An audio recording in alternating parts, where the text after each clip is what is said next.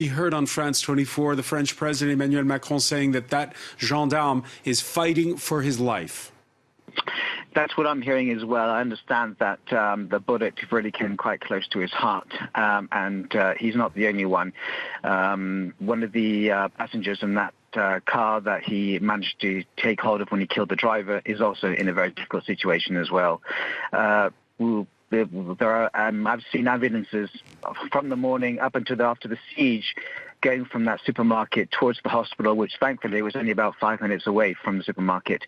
And that right now I'm actually in front of the courthouse where the prosecutor is going to be speaking about what happened today and giving us a few more details. And the police reminds me very much, Francois, about 6 years ago this very week. There's been some events marking when Mohamed Merah went on his shooting spree, killing 7 people in Montauban and Toulouse, which is about an hour's drive north of here, where the police, even after Mohamed Merah had been found, they were searching the city, combing it everywhere, to make sure that there wasn't some copycat attack of some sort, or if he didn't have any accomplices.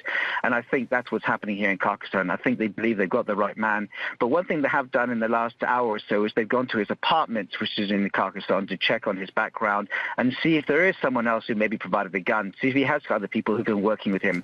And the police sirens suggest that maybe, and I'm just speculating here, that people in his circle probably have been arrested and are being taken to the police headquarters, which is quite near the courthouse where I am, to be questioned as well, which I think is probably a precaution. I'm told a reporter's getting a frosty reception in that working-class neighborhood of Carcassonne, Chris. It does not surprise me in the slightest.